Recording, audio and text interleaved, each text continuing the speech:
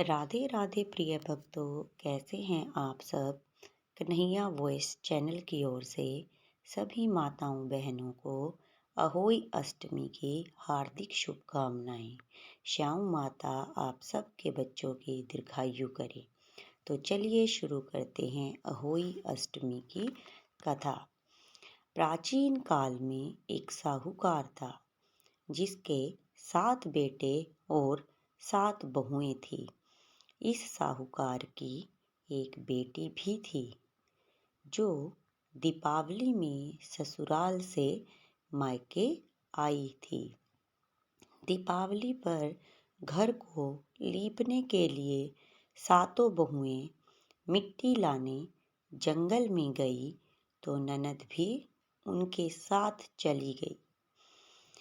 साहूकार की बेटी जहाँ मिट्टी काट रही थी उस स्थान पर श्याऊ यानी कि शाही माता अपने 7 बेटों के साथ रहती थी। मिट्टी काटते हुए गलती से साहूकार की बेटी की खुरपी के चोट से श्याऊ का एक बच्चा मर गया।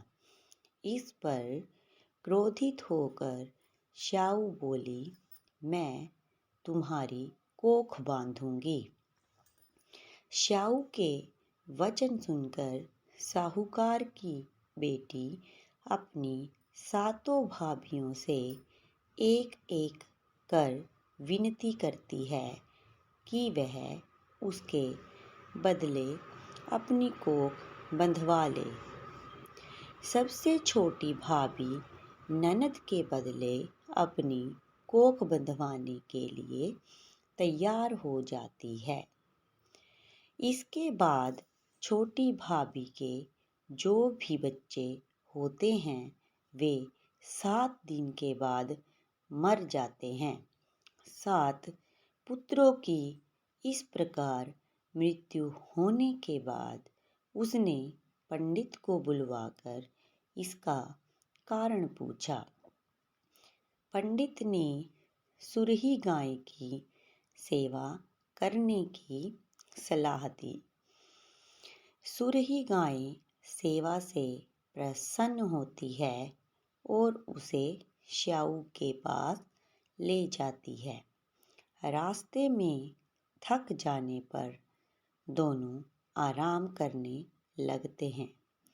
अचानक साहूकार की छोटी बहू की नज़र एक ओर जाती है।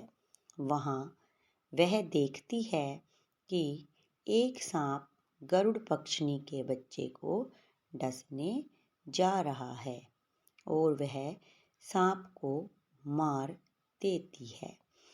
इतने में गरुड़ पक्षनी वहाँ आ जाती है और खून बिखरा हुआ देखकर उसे लगता है कि छोटी बहू ने उसके बच्चे को मार दिया है। इस पर वह छोटी बहू को चोंच मारना शुरू कर देती है। छोटी बहू इस पर कहती है कि उसने तो उसके बच्चे की जान बचाई है। गरुड़ पक्षनी इस पर खुश होती है और सुरही सहित उन्हें श्याऊ के पास पहुंचा देती है। वहां पहुंचकर छोटी बहू श्याऊ माता की खूब सेवा करती है।